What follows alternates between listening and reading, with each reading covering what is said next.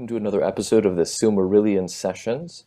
We're your co-hosts, Dr. Mikael Thompson and Mr. William Lasseter.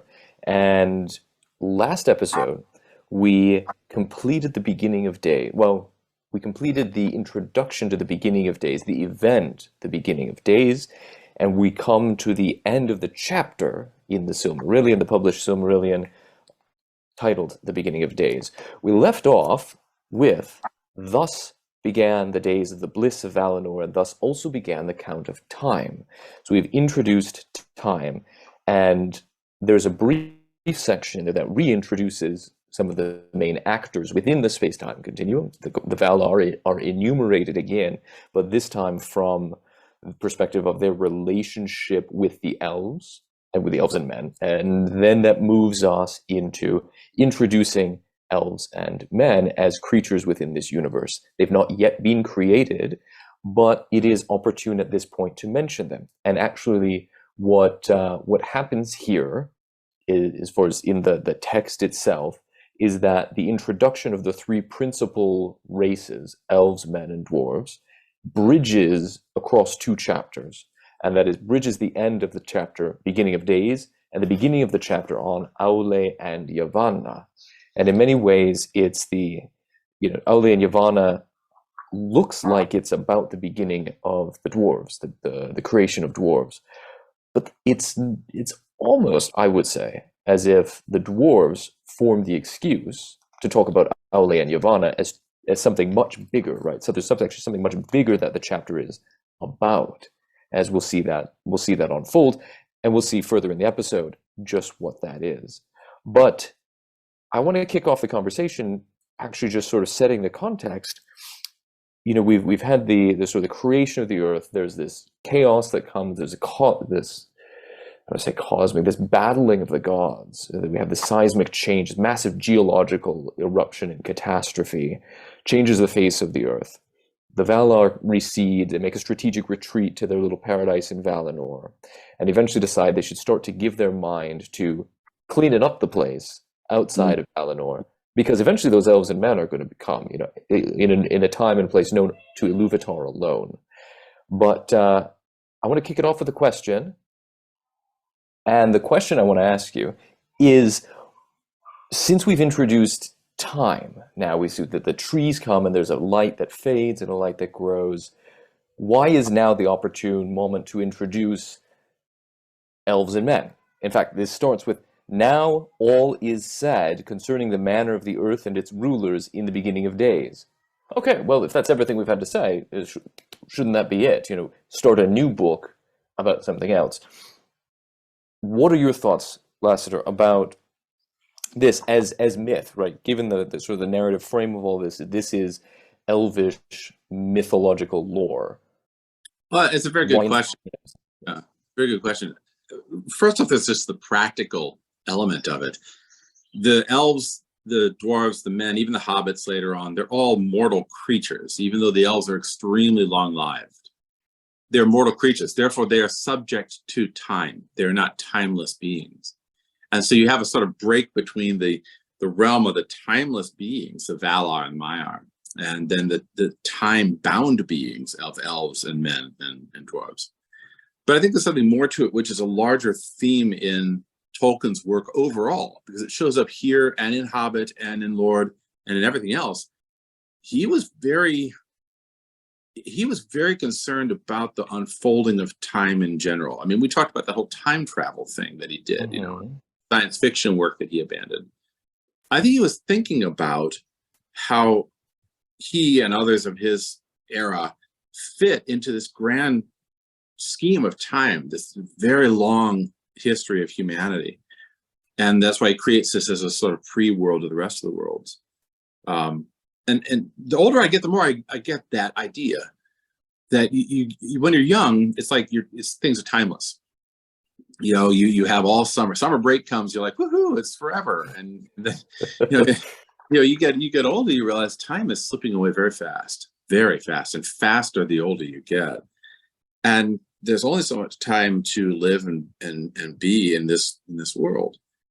Given that, Tolkien, I think, was considering the idea of what happens to a person over this long period of time? And do you fall into despair? Does it weigh on you so much you give up? We see that in characters like, for instance, Denethor in Lord of the Rings. This long period of defending against this bloody attack after attack. Or we see it in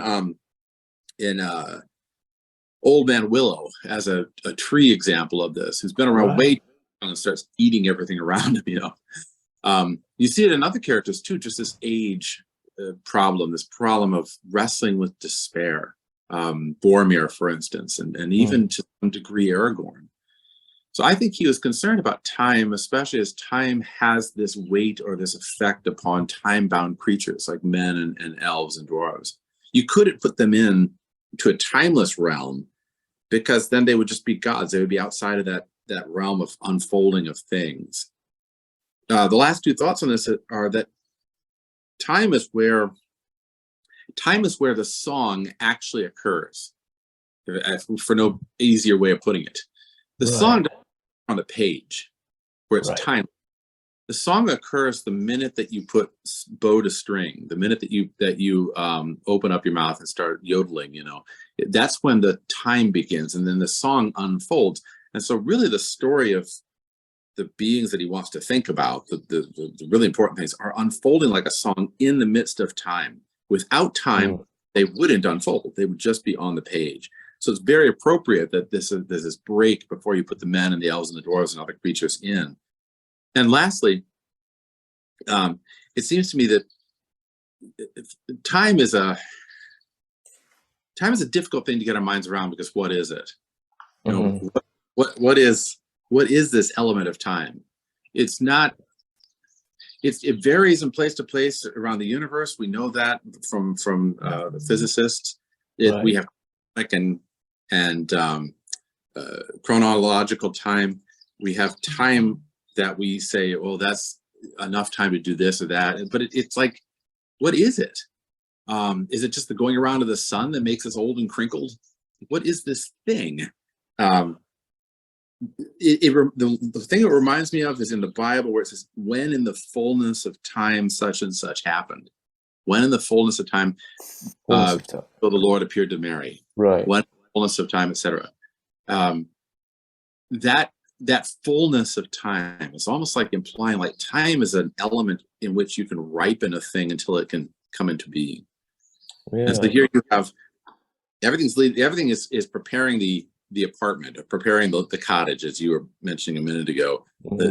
God's trying to prepare the cottage, but then now we have the ability to ripen this thing, so now we can bring to existence in the fullness of time whatever that thing is that we're supposed to look at, which in elves and men. I think that makes a lot of sense, and that's as we'll see, it's right after the chapter of Aule and Yavannah that we get the coming of elves. Yes. So there's this sort of interlude about these two particular gods, Aule and Yavannah, which is really an excuse to talk about, those two and what they represent. But then it otherwise moves essentially fairly rapid, and even that's a very short chapter, moves fairly rapidly into, okay, now our history, as elves, as elves, in fact, creating so moves very quickly into our history.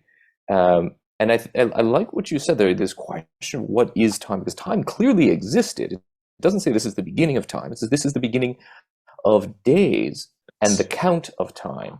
So now time begins to be seen in sequence and quantified in some way, but not in the same way we usually mean the word quantified in our day and age, but in the sense that there's a beginning and an end of things. That's a cyclical pattern. We begin the first set of cyclical patterns in the song, and not just sort of this uncountable fluidity of time. Where time exists part of this, but seems to exist maybe more like space. Yeah. Which now we've got days, and there's things that come after one another. Yeah, and before that beginning of days, it was almost like a static state. Something that I've often pondered with the whole Genesis story, that before the fall, it's a static state. Nothing changes or alters or goes wrong in that state before the fall of Adam and Eve. It's only after Adam and Eve that you have this whole story unfolding. So prior to Genesis book 3, everything is sort of preparation for. And then the main event in Genesis is that eating of the apple, which is really, that's the not just the catalyst, that's the problem that has to be worked out for the rest of the book. And I wonder if he isn't going to do the same thing here. I'm looking for it, right? If there isn't going to be, now we've got the stage set. Now here comes the catalyst that we have to work out for the rest, not just of this book, but of Lord of the Rings and of The Hobbit as well. What is that? I think that right there is a key insight, because we see from the very beginning, what's been the big crisis so far in what we've seen. It's Morgoth choosing to sing his own ditty. Everybody's singing their own version of the song. They're making their own contribution, but he decides to do so in a way that's contrary-wise to everybody else. He's asserting his ego, as it were, against the harmony of the rest of the Valar. Yeah, he's the Arnold Schoenberg.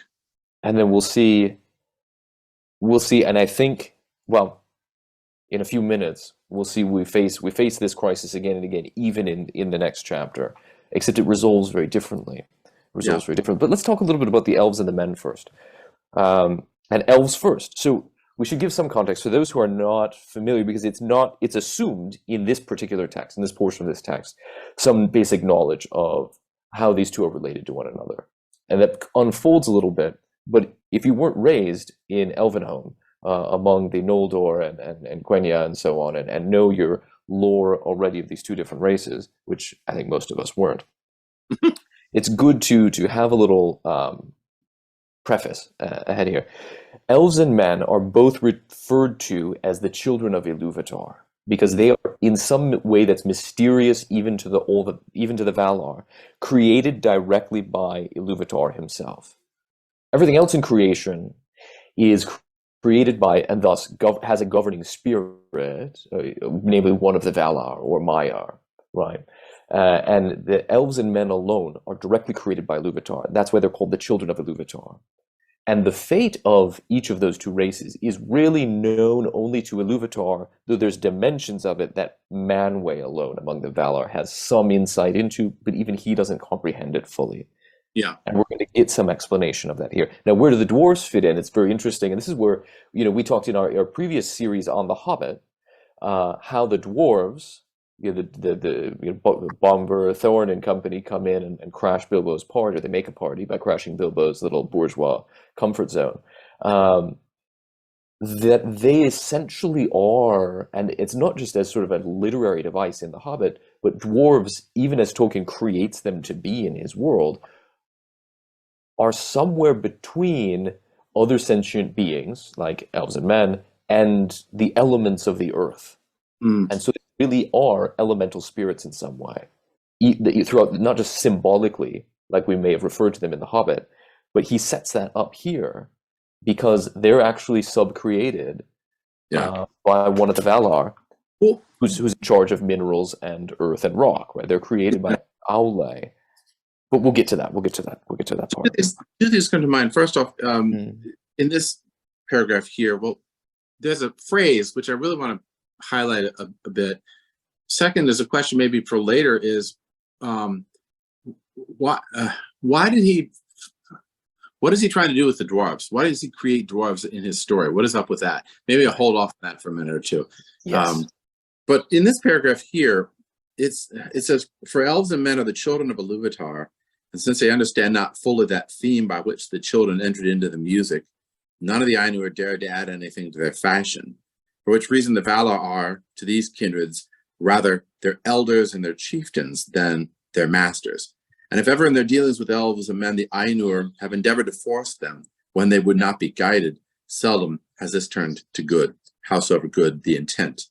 The dealings of the Ainur have indeed been most with the elves, for Ilúvatar made them more like in nature to the Ainur, though less in might and stature, whereas to men he gave strange gifts. That paragraph is chock full of information, but one of the very first comes up is this phrase, the children of Ilúvatar. Often we read that as just sort of a nice moniker, oh, you're the children of Ilúvatar. What the heck does that mean, the children of Ilúvatar? Does that mean they're of the same blood, that elves and men have the same sort of consanguinity to the creator himself?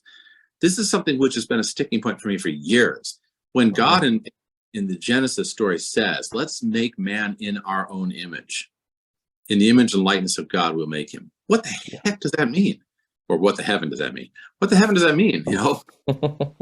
Certainly it doesn't mean that God has a body. It doesn't mean that God has the problems that men have. Right, he doesn't go down and couple with some sort of animal and they spring from the loins, or he doesn't bleed out and they sprout from his blood.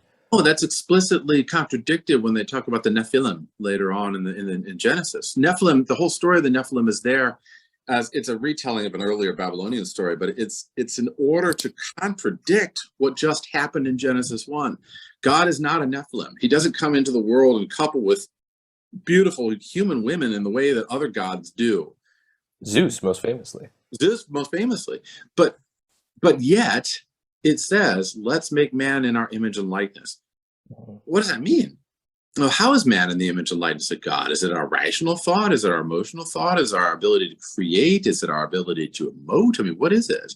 It's a really amazing phrase when it comes down to it. Same thing here. Elves and men are children of Illuvatar. That not only means that there's something very close in what they are to what Illuvatar is, but it also means that Illuvatar has a special affection for elves and men beyond all other creatures. Right. Which is a hard thing if you were to put this in a Christian context, this is a very hard saying, Lord. God plays favorites. Mm-hmm. Not an impartial being towards everybody. Exactly. Yes. And that, I think that right there is the crux of the relationship between Aule and Yavannah that we see in the next chapter. Interesting. And why can Illuvatar directly create something, and why doesn't it work when Aule does it? So we see multiple axes of how that very problem of God plays favorites fits in between Aule and Yavannah, and the rest of the Manwë, chief of the gods, and also Illuvatar. Between Aule and Illuvatar and Aule's own creation, all of that in these different axes it's like he takes this question and spins it around. And we do have a sense that there is something special, and this is right, these are elves writing this story, right? This is part of their mythos of creation. The elf is saying, these human beings, there's something really strange about them. There's something strange about about elves and men both in the eyes of the Valar. They don't quite get us, in the same way that we don't quite get the theme of the music. Yep.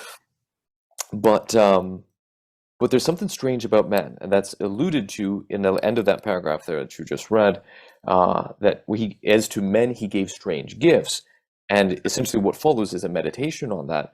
But I want to point out something more to this prior to that, where the Ainurs, that is the Valar, the Valar, remember, are the Ainur who entered into the universe, into the space-time continuum, and the Ainur also encompass other celestial spirits, other members of the celestial court that did not enter into the space-time continuum but continue to reside outside the world.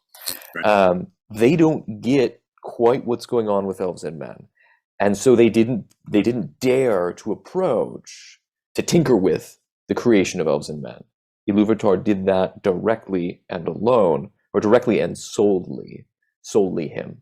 But there's this sentence here that it's for that reason that the Valar are like their elders and chieftains rather than masters.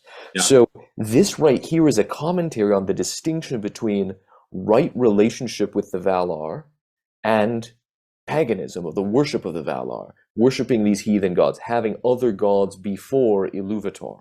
As this is a question that we've raised before when we were discussing at length the nature of the Valar. How do they relate to gods, the gods? When we talk about the gods, what we're talking about, I thought there was one god, what's all this about multiple gods? Is that when we read through, we see in the Silmarillion, just like we see when we're reading the text as it actually says of the Old Testament, Genesis and all that, is that there are multiple gods. There's these celestial beings, whatever you want to call them, right? They're there. And Hashem, Yahweh, the One, is above and of a totally different order than them. Mm-hmm. Right, as we've discussed at length. But here is sort of to me, seems to be really the keystone of it's packed with commentary on what is the proper relationship that elves and men should have with the Valar, and that the Valar should have with elves and men. That when they set themselves up to say, hey, no, you must be like this and do this, they're behaving like Zeus or Athena or, Minerva or Baal or whomever, and trying to make people do something. You will worship me and do this stuff. Even if they're well-intentioned, it doesn't go well. Yep. Right. And in the same way, the human beings and the elves should honor the Valar as chieftains, as guides, as elders, but not as their masters and creator themselves. When you do that, things go bad, as we'll see later on when men actually start to worship a Maiar in particular named Sauron, or Gorthang the Strong, or whatever his name is. Yeah. So if I'm looking for the sort of linchpin for what starts the story, like here's the problem that's going to be worked out. Yeah. I wonder if this isn't a good place to look right here in terms of this elves and men being the children of Illuvatar. When I look for the linchpin in Genesis, it's in Genesis 2. Because Genesis 2, for those who are not familiar, Genesis 2 is a retelling of the creation story after the creation story of Genesis 1. Genesis 1 is actually a later writing. Genesis 2 is an earlier story that was incorporated into the final canon. And so the creation story happens twice in Genesis 1, Genesis 2. And Genesis 2 is where God creates Eve out of the rib of Adam after putting him into a deep sleep. But before he does this, God says to the court, he says, it is not good for man to be alone. And so he has Adam have all the animals come before Adam, and Adam names all the animals, but none of them are his equals. None of them are good for him as companions. Therefore, God puts him into a sleep and creates Eve.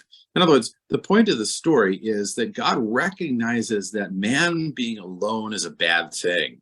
And he tries to rectify it first by giving him everything in the world, but then by giving him a woman as his companion. And every other story has to do, to some degree, with the relationship of man to woman and man to God.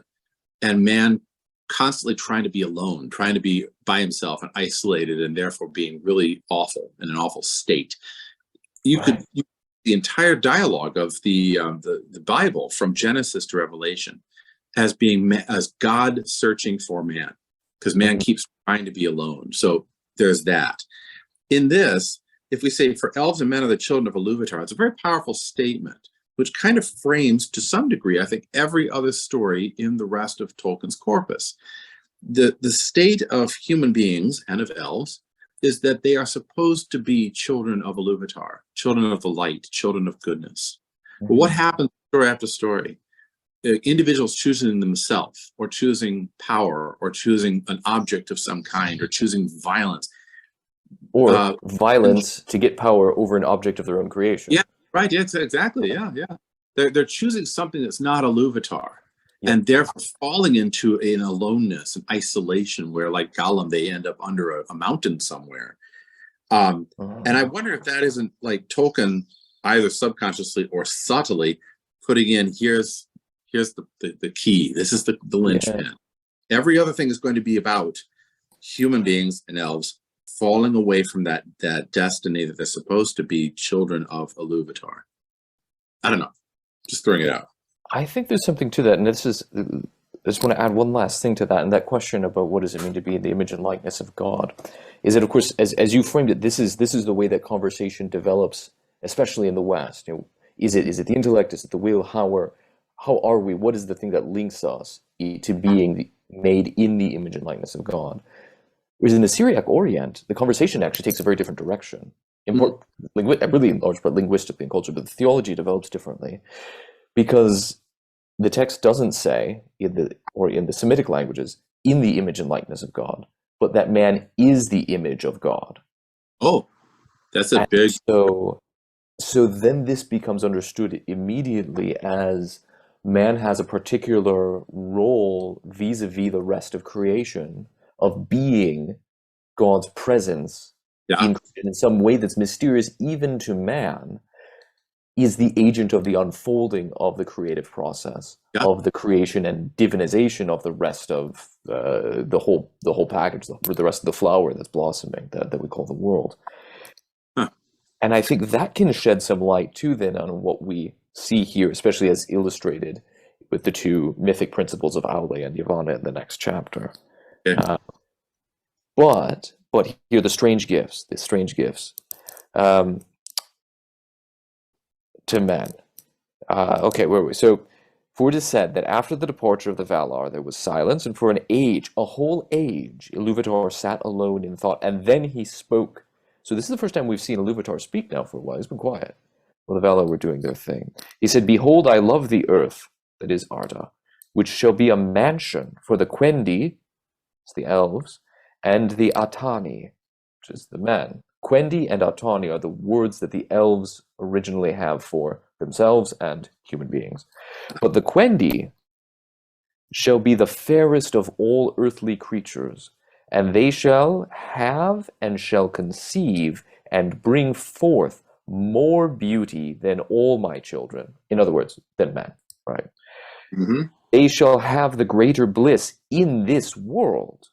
They shall have the greater bliss. So elves are gonna, things are gonna be better for them in this world. For men, it's gonna be tougher, nastier, brutisher, and shorter.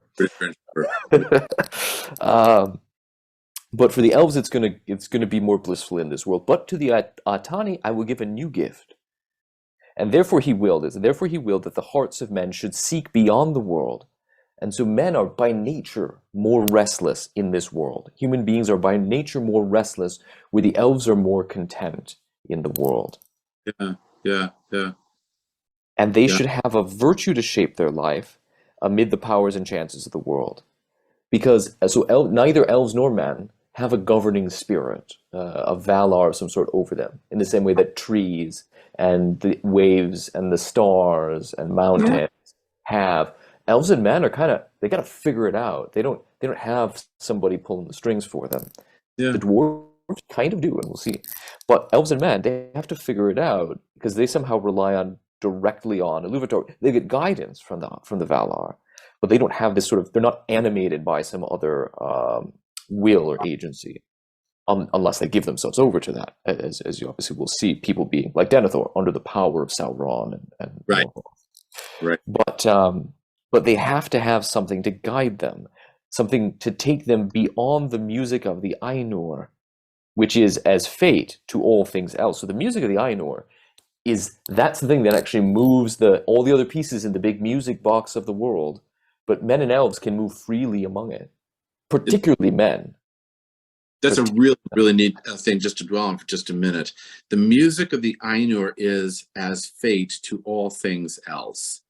Tolkien's insight is really powerful here because I think what he's touching on is it's an Aristotelian idea to some degree, but it's more of a Christian idea, really. Mm-hmm. All other creatures, trees or animals, they are obedient to whatever their nature is. Exactly. So a tree is going to become a tree and do well as a tree.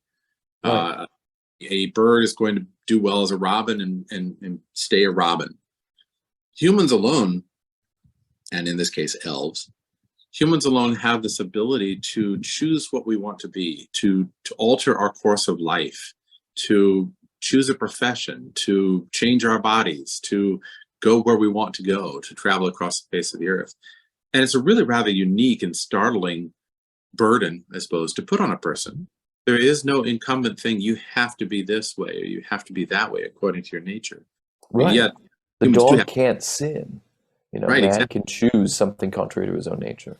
Yeah, choosing something contrary to your own nature is in some ways it's like the darker side of being able to decide your course in life. Exactly. Yeah. Which, of course, later on runs into problems. The virtue to shape their life amid the powers and chances of the world, that restlessness, as you mentioned, is a very fine thing when you're creating art and cities and governing yourself and all this. It's a very bad thing when you decide, you know what, I'm sick and tired of this being Illuvatar and I want to conquer those lands that are the Undying Lands and I want to sail across the ocean and defy the gods or build a siege tower to attack what heaven does. Yeah. That's but it is a remarkable thing that humans are given and elves. It is. And because of that grappling and their particular frailty vis-a-vis the elves, the elves are really, we see when humans show up on the scene and they meet elves, the elves start kind of puzzled about the fact that human beings get sick and Yeah. they die. And the elves are Yeah. like, what is this? There's this long kind of extended examination of what the heck is going on when they first see a human die of natural causes. They've seen death. Elves have been killed. Whatever things happen, trees fall on them, bad things, whatever. They even kill each other. But for somebody to die of natural causes, that's a new concept, the elves. Right. And that's precisely the ability to die is in fact framed in here as a gift to the children of men. It was one with this gift of freedom. So this gift of freedom comes with it, or not even comes with it, it's the same gift, is the fact that men will only dwell a short space in the world alive. They're not tied to the world. In the same way, we're not actually governed by fate, essentially is what this means. Everything else is governed by fate. Mm-hmm. We're not governed by fate. Elves aren't, but yet harmonize with it more, perhaps. As we were talking about last episode, about sort of the quasi-permanency of the choice of an elf. Yeah. Whereas men are prone to being blown by the wind, for better or for worse. We talked about that longevity thing too, how longevity may itself be a curse. When you live a long, long time, you end up seeing a lot and carrying a great deal of burdens. And I think it can, I don't know if change is the right word. It can definitely affect a person if they live a long, long time. So elves living a long time, for instance, At a certain point, life just gets more depressing for them. Yes, yeah. They see everything die, but they cannot leave the world until the world ends. That's something that's in it. And there's different remembering there's different manuscript traditions of the whole you have so many things in Tolkien's works that where it's commented on in more detail. But this mystery that elves do not die until the world dies, unless they're slain or waste away in grief. But even then, their dying just means sort of going to the halls of the dead. Whereas men leave the world truly. When they die, they're somehow they exit the stage. They don't just go into the wings. They really exit the stage, out of the theater. Nobody knows what happens. Yeah, that's called the guests and the strangers. Right? The wayfarers, homo viator, man the wayfarer. Yeah. Death is their fate and a gift. As time wears, even the powers shall envy. Mm-hmm. So even the powers, even I guess the Ainur, right? The Valor, even the Ainur would envy this. But Melkor, so this was a gift, but it's a gift in that Melkor somehow casts a shadow upon and makes it dark. That's why people fear death. Even though it's just the exit door. It's exit stage left. It's just getting out of the theater. But he has put some sort of fear and darkness about it to make us fear it, because he wants it to appear like it's the all-consuming mouth. The Tiamat, yeah.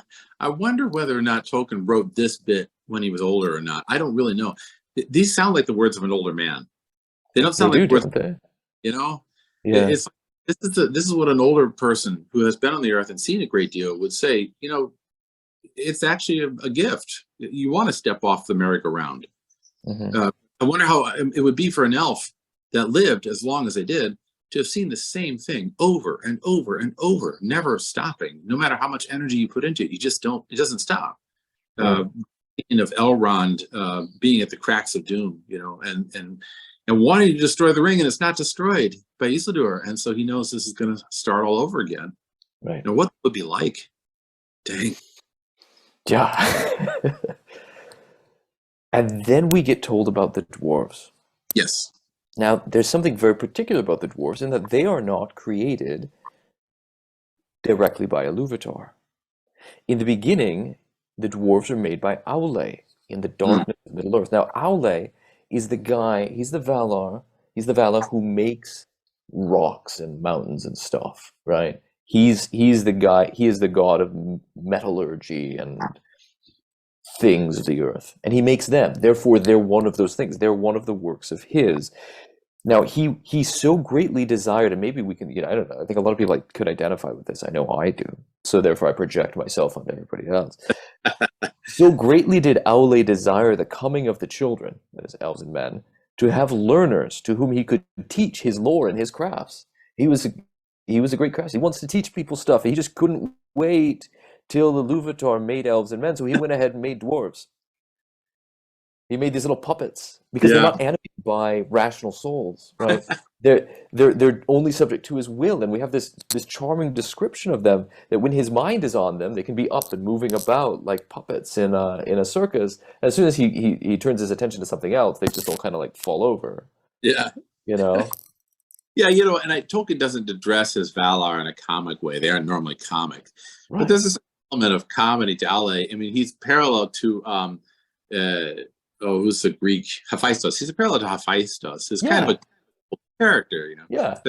Hephaestus gets grabbed by Zeus at one point and flung across the heavens, and he falls to earth for several days.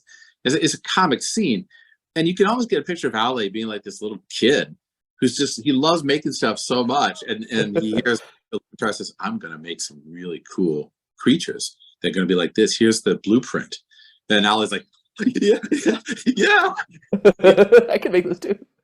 jumping up and down, and so he decides to make his own creatures, just as sort of a puppet show, like you said, in order to anticipate. No, I don't think because there's no attempt to usurp or no attempt to circumvent what Illuvatar wants to do. Exactly. He's just excited, which is why Illuvatar pardons him. Yeah. And we have this conversation, this father-son kind of conversation between Ilúvatar and Aule. As soon as Aule makes them, and he makes them the little talk, the speech that he devises for them, arguably not his strong point, but there it is. Then Aule heard the voice of Ilúvatar, and he was silent. And Ilúvatar spoke to him, saying, "Why hast thou done this? Why dost thou attempt a thing which thou knowest is beyond thy power and thy authority?" So he's transgressing the bounds. That's a bad thing. "For thou hast from me as a gift thy own being only, and no more. I give you being. You don't have the right to give other things their sort of eternal being. Yeah. And therefore, the creatures of your hand and mind only live by your own being, derivative of your own being, that is, moving when thou thinkest to move them, and if thou thought it be elsewhere, they stand idle. Is that what you want? Is that your desire?" And Aule answered, "But I did not desire such lordship. It wasn't power I was after. I desired things other than I am, to love them and to teach them, so that they too might perceive the beauty of Ea, which you have caused to be. For it seemed to me that there was great room in Arda, that many things might rejoice in it. So I thought it was kind of okay if I just take my little little cave and I make some stuff in it too. Like I thought that was okay. I've been impatient. I've fallen into folly. I repent." So his response is immediately, okay, here's what I did, why I did it, and I repent. I will destroy them if you wish.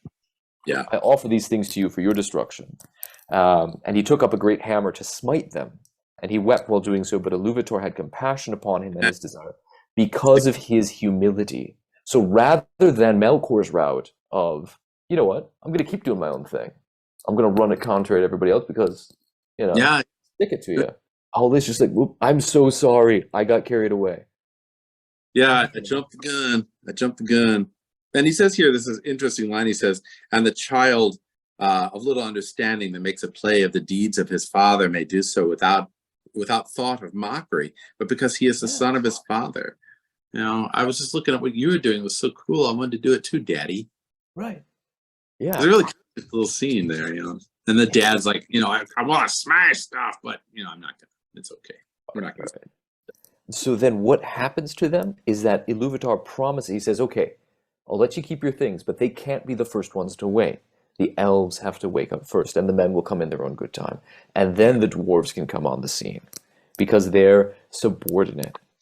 Now, not to elves and men, but they're a secondary creation, because they're created by an object of my creation, right? They're created by a creature.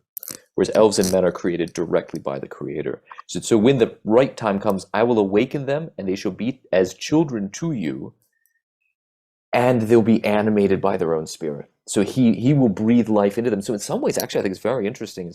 The picture that we're given, as I see it, is that the dwarves would have, if the dwarves, if we could read dwarvish language, which they keep secret from everybody else, it would, their creation account of their own creation would probably read something like Genesis 1, where man takes God takes the dust of the earth, the dirt, the soil, the elements, right, these earthy elements, and breathes life into them, is essentially how he animates the first dwarves, though we're not told in detail about that. He says essentially that's what he's going to do. But he does say there shall often arise strife between the dwarves and elves and men. Yeah. Because of their natures. Right. Yeah, that breathing in, that's the infusion of the ruah from the breathing of God's breath, and that changes things even in their name. So but it also parallels, and it must be an obvious conscious parallel. It parallels what Prometheus and Epimetheus do. Yes. Because those are titans in Greek mythology, which is the gods that preceded the Olympian gods, and they fought a whole war, Titanomachy, with them. And those titans did not side with their brethren against the Olympian gods, but they were still titans. And they decided then to make a creation because it was interesting to them to make a creation. And so I think it was Epimetheus actually who did it. He created these little clay figures, and they were kind of like wind-up dolls, and they were running around the earth. But they had no powers, really, and they were kind of pathetic and freezing to death and not cooking their food, eating everything raw, raw corn, raw squirrel, whatever. So Prometheus goes and he steals fire from the gods. He undermines. He's like, I know how to fix this. Yeah. And that fire, which represents intellect, allows man to cook his food and to make weapons and to see at night and blah, blah, blah, and scare away saber-toothed tigers or whatever. But this is the interesting thing to me. In the Greek mythology, Zeus gets mad about it. Yeah. He decides he's going to foil the plans of Epimetheus and Prometheus. And the first way he does it is by sending a woman, which is a highly misogynistic theme, I'm sure. But this woman confounds all these little human creatures because she's so beautiful on the one hand, but she's also curious as anything. And so she releases all these woes. This is a Pandora and her box of woe. But she's a stealth bomb from Zeus to destroy these creatures that Epimetheus and Prometheus have created. And he takes Prometheus and he chains him to a mountaintop where his liver is eaten out by an eagle every day and then grows back. Because of his impudence. Because of his impudence. Yeah. So in other words, in the Greek mythology, the very creation of man is a mistake. It's a rebellion. It's something which is punishable by the Olympians. It is an attempt by to some degree, it is an attempt by the Titans, Prometheus and Epimetheus, to create a race that might eventually challenge the Olympians. Right. Yeah. And that there's a hint that Aule fears that the other gods are going to see this that way. Yeah. He's afraid they'll judge him and this will not go well. Yeah. But instead of being like Prometheus, stealing fire from the gods, Illuvatar offers to give them life, offers to give them intellect and spirit, so long as because his first response, unlike that of Dr. Victor Frankenstein, is not, who discovers, oh man, I did this is going to get out of hand, it's a bad thing, and he runs off and pretends it never happened. Then he denies everything about it until people start getting killed, and then he says, well, I must go and destroy it, and everybody gets destroyed in the process of all this. Aule has immediately just with complete transparency, oops, my bad, I'll take it apart. I can take these guys apart again. That's an interesting comparison you just made to Shelley's work. The Frankenstein. That, for those who aren't familiar with it, it's the title of it is Frankenstein: A Modern Prometheus. Yeah. Right. So Victor Frankenstein is framed in this kind of light. And I've always held that Shelley wanted an ambiguity in her story where the creature and Victor were actually the same person, or could be read as the same. Yes. Metaphorically, so that really the creation of this monster is more like a creation of a schizophrenic self due to a rebellion against the real God. I think that's what. I'm with you there. But if that's the case, like, you have to ask, okay, what does that myth of Prometheus and Epimetheus in Greek mythology represent? What is it getting at psychologically? And what is the myth of Genesis getting at psychologically? Does it have, and this may be a question we can't answer here because it would take too much time, but do these myths of creation of mankind, are they really talking about creation of our own consciousness and the individual and how that goes about, that either we are we become conscious at some point. We stop being just a cute little snot-nosed kid and we become a not cute, still snot-nosed middle schooler, but we take on a consciousness where we're world. And either we're doing it in a way which is like, I will seize fire from the gods. I will rebel against the gods. I will defy tradition and defy all these conventions. Or we're doing it as sort of like, I'm trying my best to do what is expected of me. I'm trying my best to do what God wants of me. And like Aule here, I had all these powers. I was like a kid just emulating you. Oh, please forgive me. I wonder about that. I wonder if the creation stories, among the many ways they can be read, might be read as more of a creation of our own self individually. Yeah, well, I think that's right, and there's certainly precedent for that in various analyses of some of these myths, including Judeo-Christian creation myth. So when I say myth, I don't mean not true. I mean myth as a category of literature.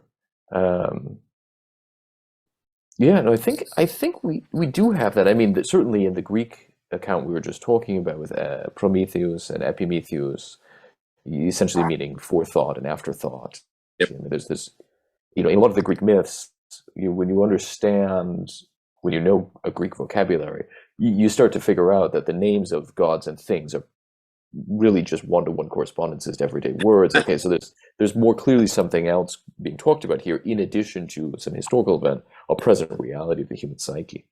Not least of all stories about psyche. But I think that's right, and I think we see something you see in Genesis too, with Adam and Eve being dirt and the soul, right? She's a living life, right? She's life, he's dirt.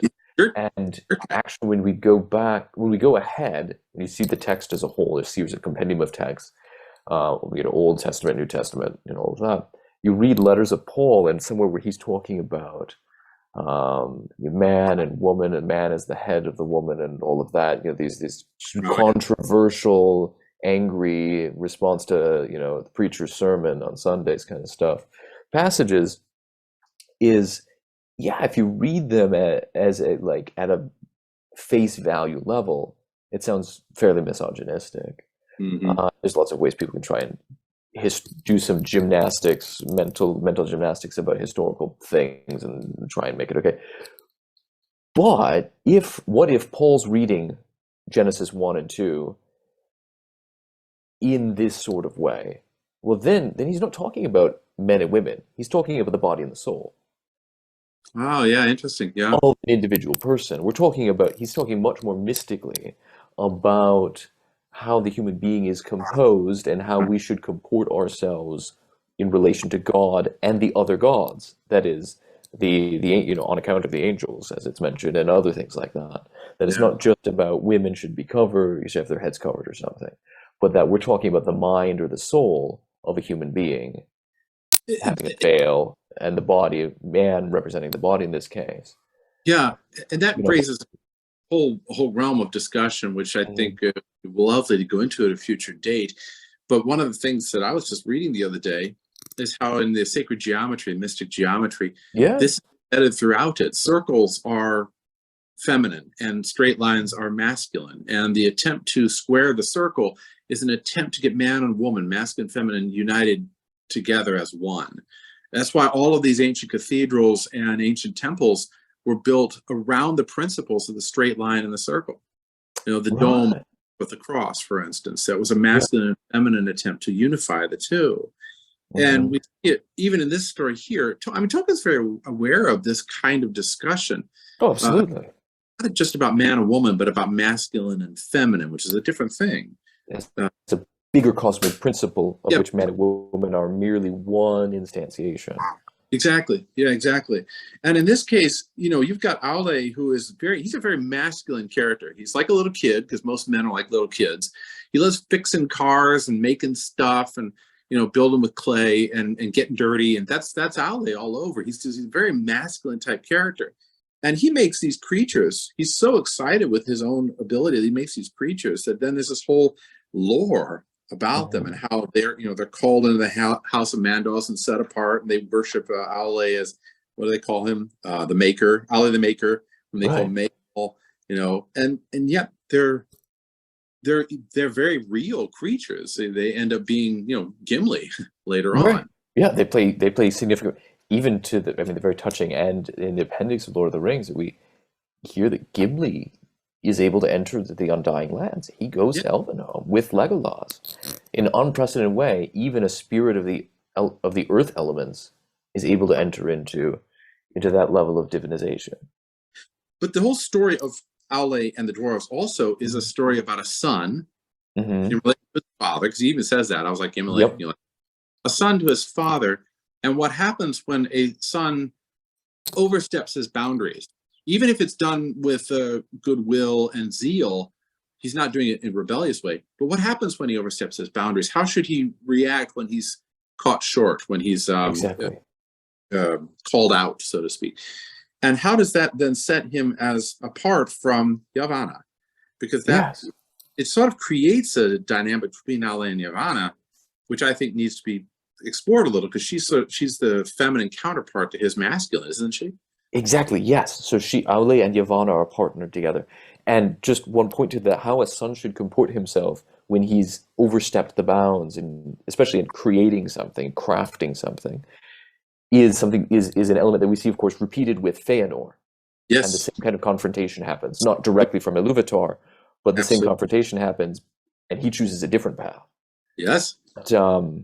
But here we've got, and it's the same question, just to tie back, it's a very personal question for Tolkien, which is why I think he has a chapter like this in here, as he's written extensively on the relationship between the artist, the creator, and a creation as this act of subcreation. And he writes a lot of literary theory about the nature of creating things. What is the relationship that an author has to his work, and how does that fit in with the relationship to God? And this is something he meditates on, something he examines at length in a prosaic way, theoretical way, in On Fairy Stories. Yes. And then illustrates at length in a poetic way in A Leaf by Nigel. Right, which is very much about that. Nigel's the artist who's always trying to get this thing done, and how that all plays out with his own fate and destiny. So other things to follow down with that. But let's go back to that point that you were making this has an implication for the relationship between Aule and Yavannah, then, cosmic masculine and feminine, as instantiated in these two particular beings. So Aule had labored in the making of the dwarves. He kept his thought hidden from the other Valar, but at last he opened his mind to Yavannah. Finally, he talked to his wife about it. He's been working on this thing down in the shop. What are you doing down there? Nothing. It's good. Coming, and Yavannah, and he opened his mind to her of all that had come to pass. And Yavannah said to him, Eru is merciful. And note the shift from Illuvatar, All-Father, to Eru, the One. So he's the one. He's the one. He's the soul above everything. So this reassertion in the language now of the myth, this reassertion of Ilúvatar as the soul, one. Eru is merciful. Now I see that your heart rejoiceth, as indeed it may, for thou hast received not only forgiveness but bounty. Right? You weren't only just pardoned, but he's promised now to elevate your creation to living things, actual living things. Yet because thou hiddest this thought from me until its achievement, thy children will have little love for the things of my love. Mm-hmm. They will look first to the things made by their own hands, as does their father. Mm-hmm. They will delve in the earth, and the things that grow and live upon the earth they will not heed. Many a tree shall feel the bite of their iron without pity. Because what is the instrument that dwarves use? It's an axe. Right. Yeah. And so they were created entirely by a dude with no feminine influence whatsoever. No, they're all male. Which it seems a trite thing that the question, what do dwarvish females look like? Only the movie tries to make plays with it. Tolkien just doesn't really bring it up because, there's something mysterious about them because they're not like elves and men. They, in fact, are elemental spirits. And how they reproduce and grow and do other things is maybe more akin to how crystals reproduce and grow and spread. That's just none of our business, but it's all part of the way that Aule does things. I think there's a point where somebody asks Gimli whether there are dwarf women or something like that? And he says, yes, but they also have beards, or I don't remember what it is exactly. So it's in the movie. It's in Jackson's film. Is it It's not Jackson's in text. It's book? that exchange only is there, and he says, "Oh yes, there's plenty of dwarf women. The people have a hard time distinguishing them." And Viggo Mortensen playing Aragorn in the background, behind Gimli's like, "It's because of the beards." It's fun, it's silly, but it's extra canonical. It's Yeah, that is. I gotta say that was one thing with Jackson's thing. I wish that Gimli wasn't such a butt of jokes all the time, but in Tolkien, I don't remember that there's ever any discussion, like you said, of dwarf genders or dwarf sexuality or dwarf children. Right. It doesn't exist. On the breeding of dwarves is just not a text that I'm familiar. On the breeding of dwarves. I mean, clearly Gimli is the son of Gloin, so you've got generation in some way.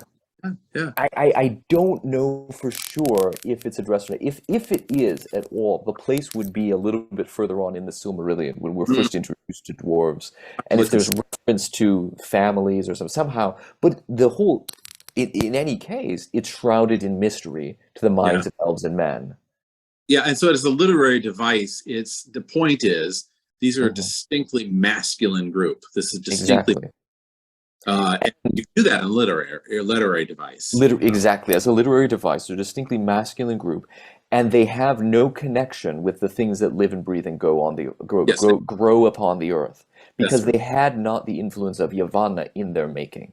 Which is, again, we're looking forward in this work towards what we see later in Lord of the Rings, what we're more familiar with. The eventual friendship between Legolas and Gimli becomes a really remarkable thing, because what we're talking about is not just two dudes that say, hey, I like your stuff, I like your stuff. This is thousands, if not millions of years of separation between our two groups. The one group that has no love for growing things, and the other group that has no real understanding of what goes on underground. Right. And yet the two are in agreement. Yeah, I'll show you these halls here in Helm's Deep, and I'll show you the woods of Lothlorien. And yeah, it's strange to see that this work that we're looking at now again sets that groundwork for all that stuff that comes later in such a huge way. It does, and I think it's absolutely right. Legolas is really in many ways not literally a child of, but a devotee of Yavannah. Right? He loves the trees.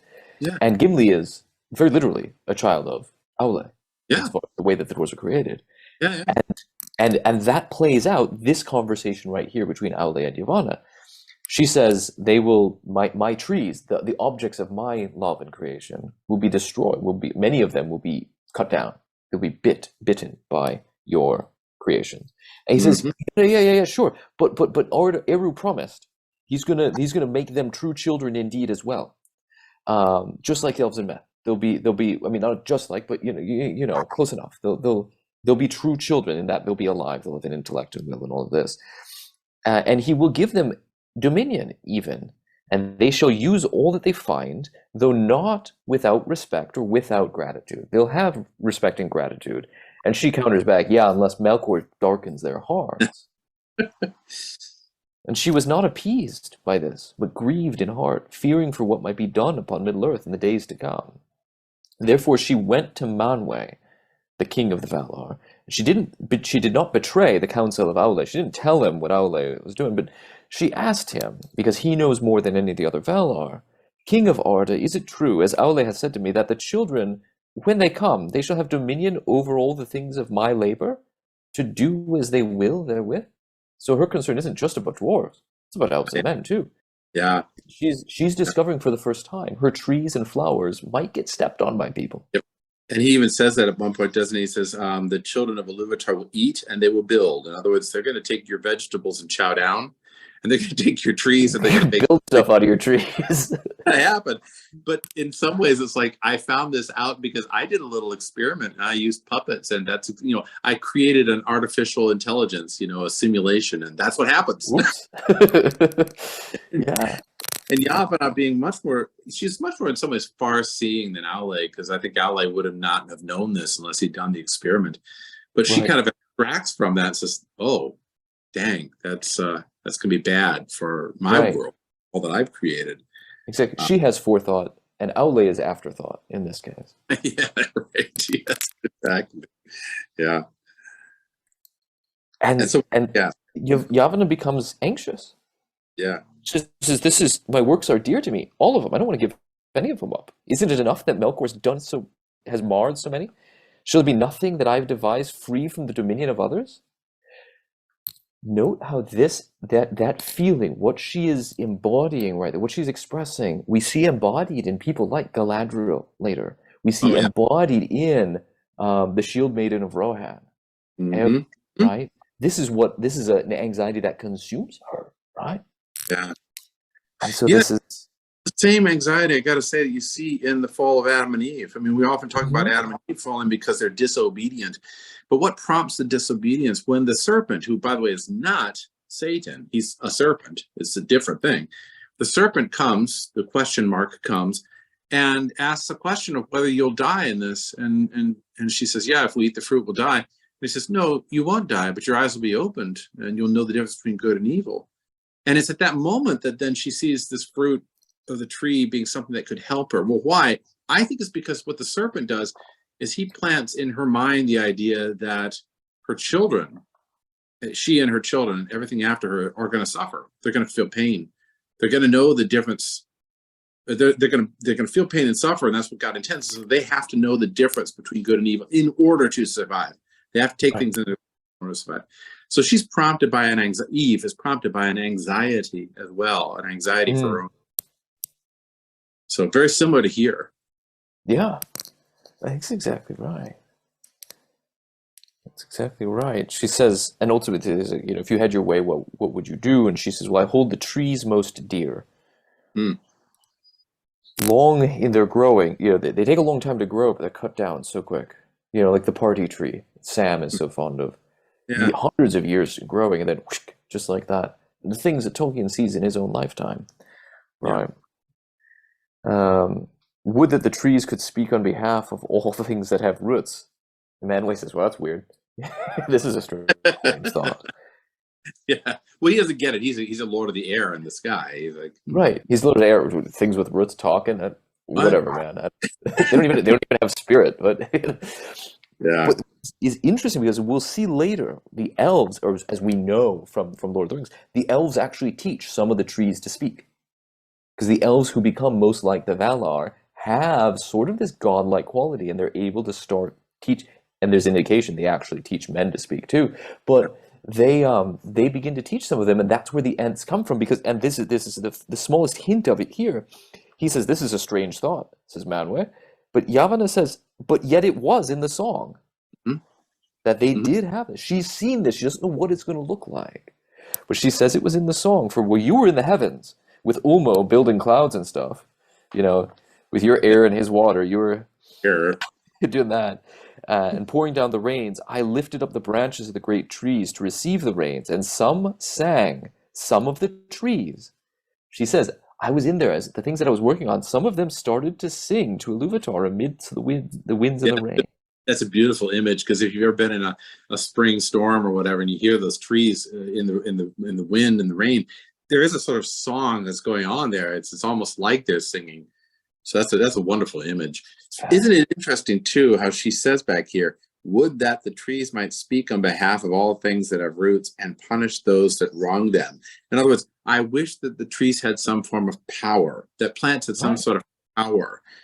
Power to be able to either join in the democracy with an equal voice, or power to destroy anything that came against them. At least to defend themselves. So with the introduction of Melkor, even in word, because he's introduced by Yavannah back here earlier, not unless Melkor darkened their hearts. With the introduction of Melkor's thought, comes in that thought of, I need to defend against Melkor. I need to defend against the darkness. I need power. I need to enter into the cycle of power.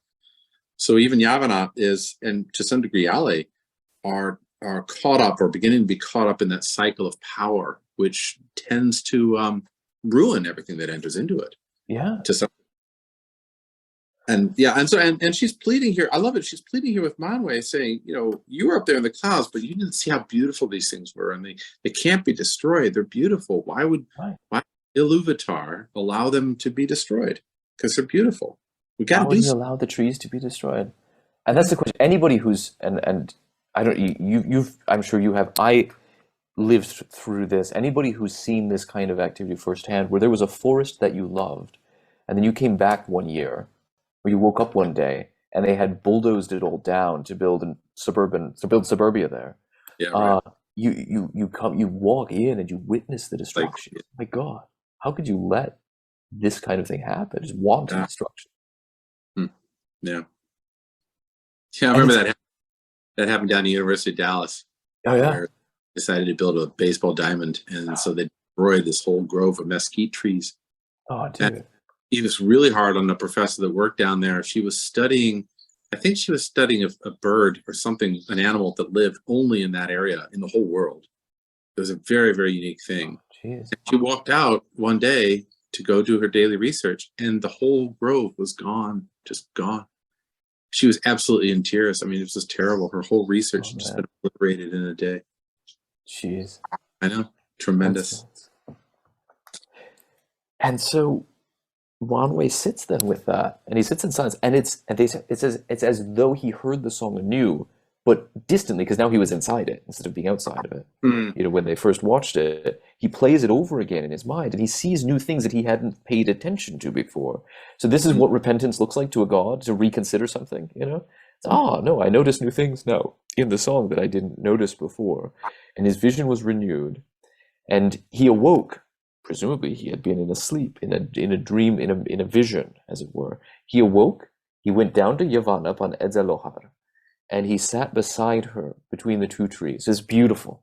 Manwe is now sitting next to Yavannah beneath the two trees, and he says to her, in the name that only the gods use among themselves, he says, Kementari. He doesn't call her Yavannah, he says, Kementari.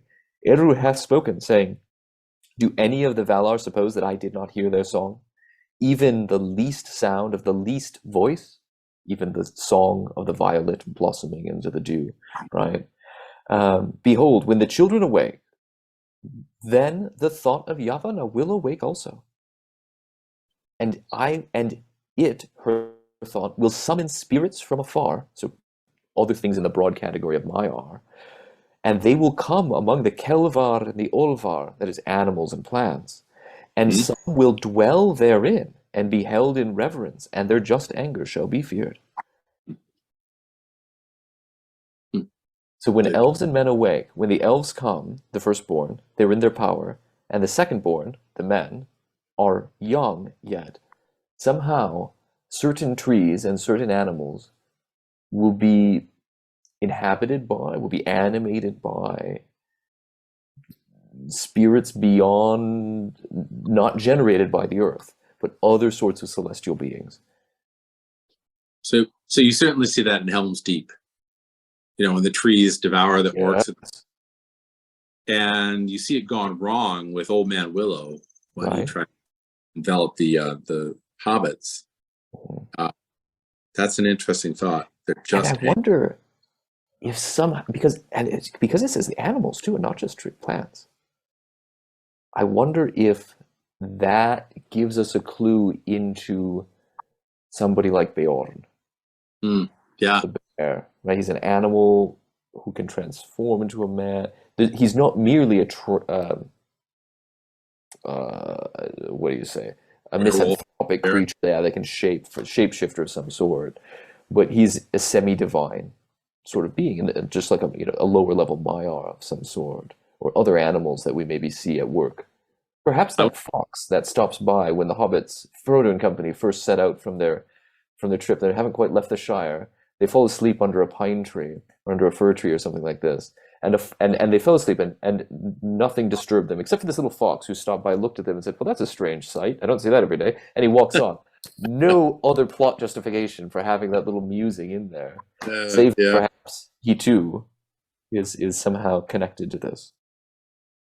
Oh, but the eagles, of course, the obvious. Yes, right, exactly. Who end up playing a big role. And exactly. And so Manwe says, so don't you remember, Kementari, that your song was not always alone? Did not thy thought meet mine also, so that we took wing together like great birds that soar in the clouds? That also shall come to be by the heed of Illuvatar. And before the children awake, there shall go forth with wings like the wind the eagles of the lords of the West. So we just invented eagles right now, and they're going to come even before elves and men. Yeah. And they're going to be like air creatures, but also earth creatures.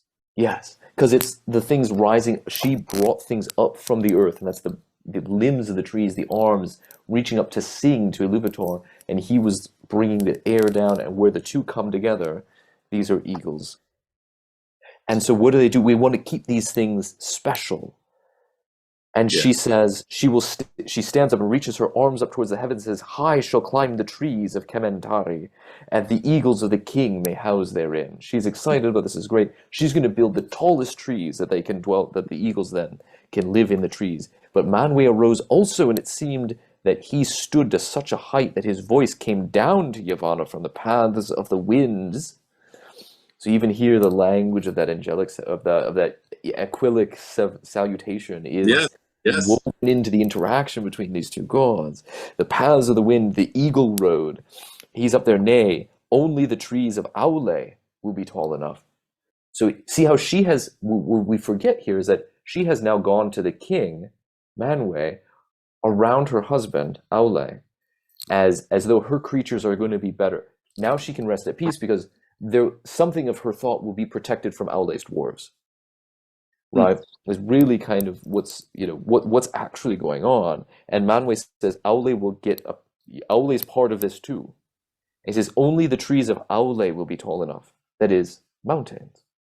So the eagles nest in the mountains, even above the trees. However, in the forest shall walk shepherds of trees. Yeah, that's the ends. Yeah. Yeah. So she goes back to Aule, right? And he's in a smithy as usual. Yes. And she says, Eru is bountiful. Now let thy children beware. There shall walk a power in the forest. His wrath they will arouse at their peril. Right? Look out, because I'm going to have some stuff to show you. My trees are going to be able to defend themselves. So, your dwarves aren't going to be the final say in all this, right? And I love the very end of the chapter. Nonetheless, we'll have needle wood. He goes on with his smith. It's almost like she says that and she walks out of the room and he mutters under his breath while she's going out, yeah, well, they'll still need wood. Yeah, right. They're going to need a woman. That's funny. What an interesting chapter. But you had brought up earlier, and maybe we can close with just a reflection on this. You had brought up the idea that this was really a chapter about the masculine and the feminine. Yeah. Right. And I want to hear a little bit more about that. What's the idea here that you I think so. Aule and Yavannah, you've got this one facet of the cosmic masculine and feminine, because we have all these different Valar show this in different ways because of their different relationships with their different personae. But Aule and Yavannah have a particular way. Aule is the craftsman, he's the smith, he's the faber, right? He's the maker.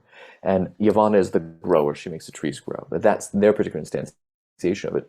But you see this cosmic masculine and feminine at work in the relationship between them. He has separated himself, he did this thing in private, therefore his creation is deprived of something. The dwarves are incomplete, they're hobbled in some way, because they had not the thought of Yavannah in the formation of the creation. This wasn't done harmoniously by the masculine and feminine together.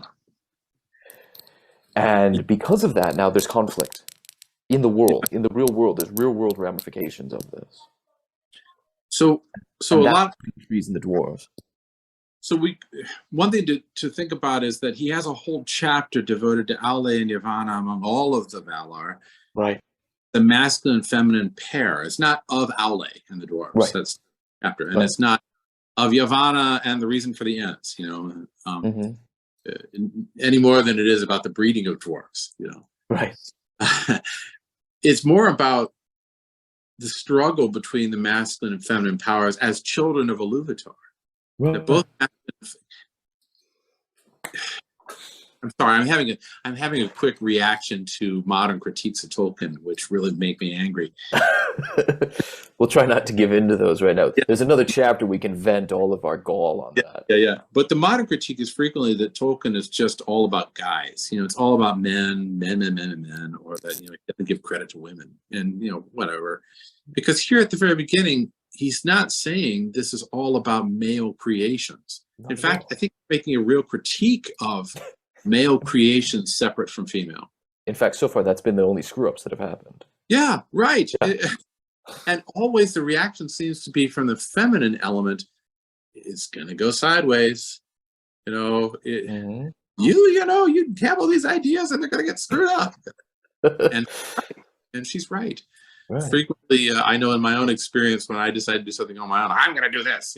I'm gonna hire a chem lawn to come do my lawn, and they do a crappy job, and I'm still paying for it. And if my wife was, yeah, no, we don't want any, thanks, go away. And there's always like this tempering element between the masculine and feminine, and not just between men and women, but between the masculine and feminine, which I think is really significant. That they are balancing forces. And here they're represented by the elements of iron and wood. Yeah, iron and wood. Right. Yeah. So it's to move it out of the modern mindset. I think we have such a tendency to get stuck in. Oh, you're talking about men and women. Yeah, yes. and lots of other things though. Iron and wood. You need both to build a house. Yes. But each can be radically destructive of the other. Yeah. So iron can cut down a tree. It can pierce into wood and kill a tree. But a tree can also consume and grow. If you've ever seen no trespassers sign on a tree that's been there for 100 years, the thing it just devours. I've seen trees devour bicycles, that were just stuck in the crotch of the tree. The thing has just consumed it, and it can rust and it falls apart and all that, and eventually gets broken down. And of course, we see above all when the Ents actually march on Isengard and do just that, break it all down in a catastrophic moment instead of over thousands of years. But we've got something about the machine then. Because one of the earliest machines that we make, the combination of iron and wood, even in axe, is wood and iron, wood plus iron. Yeah. And early looms, moving machinery, iron and wood, iron and wood. The saboteurs of the early industrial age took their wooden shoes and threw them into the metal gears to break the machine. Mm-hmm. So there's something symbolic about those two particular elements. And I think it's about cosmic masculine and feminine is a way of helping us solve the problem of the machine and tools and how we engage with the world in a technological way. Yeah, it's intriguing that the visuals of Sauron and of Morgoth are always these metallic, iron, spiky, extremely masculine images. They don't have, I can't think of any images in Tolkien, at least, of feminine, I'm saying this with a caveat here, but a feminine evil that isn't a warped form of it, so to speak. I mean, it's just, for instance, like the biggest image is Shelob, right? Shelob and Ungoliant, which we'll get to. They're fighters, but they're feminine. They're the all-devouring Tiamat image. But he doesn't have like Poison Ivy from Batman. Okay? Right. There's not something solid and that says this is feminine and it's alone, it's evil. That doesn't seem to exist in the way that he creates it. The masculine, when it stands by itself, becomes evil. The feminine, standing by itself, is just feminine. Yeah. If you're going to do an evil version of feminine, it's vague, it's shadowy. I mean, Ungoliant doesn't really have a shape. No. She's lighter-ish, but she kind of runs along like a dark cloud, as we'll see, or shadows. Yeah, and I may be wrong in that, but it seems like that's kind of a theme throughout his works, is that the masculine alone can go bad very quickly.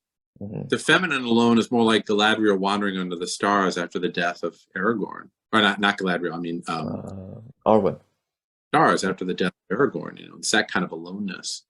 But it doesn't automatically become twisted. Now, the question I would ask would be, why is that? Why is is Tolkien just observing something about the nature of the universe, or is this betraying something of his bias? I don't know quite necessarily. But I do know that I go back to the passage of Genesis. It doesn't say it's not good for the woman to be alone, right? We have to pay attention just as much to what's not said as to what is said. It's not good for the man to be alone. Huh. I'd have to look at that and see if it is man, if it's the word like anthropos, or if it's anir. At least in Greek. I don't know what it is in Hebrew, but I could look at the Greek and see. Because Genesis, that's an interesting line of thought. Is it man or is it man? Man, right. Yeah, like dude. Like, not good for the dude to be alone. So he abides. And lastly on this, is Tolkien setting something up which is, again, going to be a theme throughout his works, which is this struggle between masculine and feminine in relationship to being children of Illuvatar. Is he setting up something which this is the kind of the model where the masculine is going to want to jump the gun and take control of things, and the feminine is going to be responding to it on a regular basis? I don't know. That's kind of. I think it's an interesting line of thought. My take on it, and this would be my working hypothesis, is that he's setting up not so much that the conflict versus the harmony, but that we'll see play the hypothesis ahead of time. We'll see how this goes. Is that a lot of many of the problems, if not all, will be about the right relationship between the masculine and feminine and the wrong relationship between the masculine and feminine, whether or not they're in conflict. I think it's the right fitting together versus the wrong fitting together, and I think we'll see it when it'll become more. It's actually visible in the symbolization, symbolification, whatever. I can't speak English. In the word things that show us iron and wood, because that seems to be a recurring element in his works. One more question to throw out here, which I don't necessarily answer for, but I want it to be out there somewhere in the ether. Is the relationship of the creations to the creator a relationship of man to man, or of man to woman, or of woman to man, or of woman to woman? What is the relationship? I don't know. That's really interesting. Referred to as masculine here, as he is Testament, but he isn't necessarily masculine or feminine. No, right. He's above that. Above that. Right. So our relationship, as is set down by the Jewish tradition and the Christian tradition, is our relationship to God is a relation of sons to fathers, but to some degree it's also a relationship of feminine to masculine in a way. Right. That's made very, very explicit throughout, and really implicit throughout the Christian scriptures.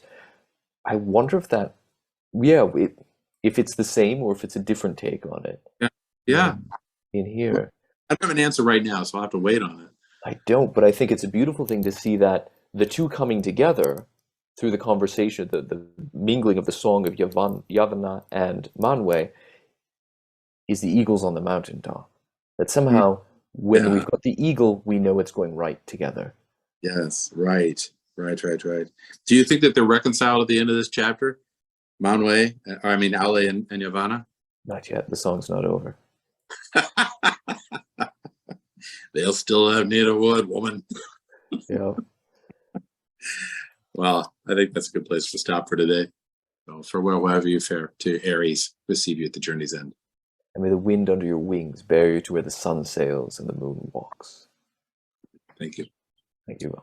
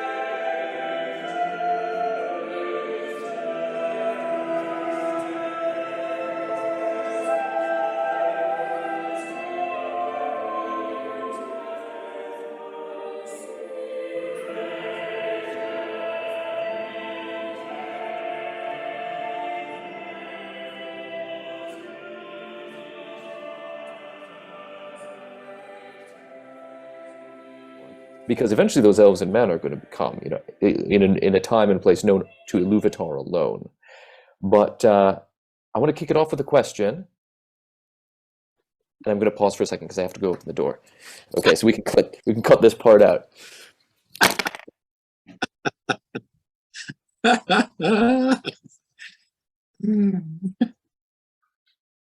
After these important messages, brought to you, Wheaties.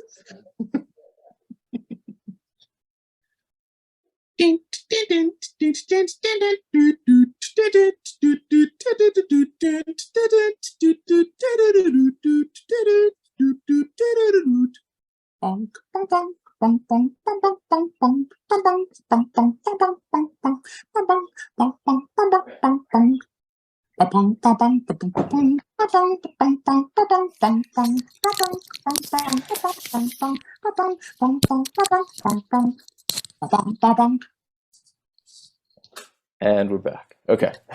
That was too funny. Was it the man from Poorlock? What's that? You know the man from Poorlock story? No. Okay, so it was Samuel Taylor Coleridge, and he's writing the poem Kubla Khan. He wakes up from this drug-induced dream, and the poem is complete in his head. He races to the desk, he starts writing it down. And Xanadu to Kubla Khan, a stately pleasure dome decree, and it just flows. The whole thing's flowing. And suddenly, it's a knock at the door. He gets up, he answers the door. It's this guy from Poorlock who's looking for something. I don't know what it was exactly, but he interrupts him. He goes away. Coleridge goes back to the desk, sits down, can't remember a thing of the poem. Nothing. It's all gone. And so he starts to crank out the poem, and it doesn't work. He finishes it. But our poem, Kubla Khan, that we have, therefore, has a break in it where it's like it's flowing, and suddenly it's like kind of clunky. And that's the point where the fellow from Poorlock allegedly came in. And oh, man. That happens to me all the time. Yeah. Funny. All right. So what do you want to do? You want to start from the beginning? I just want to start from the question that I'm going to ask you. So I paused, and I disappeared. You held up the picture. Right. I'll maybe do a countdown here. Yeah. And then I'll kind of pick up with that question. All right. 3, 2, 1.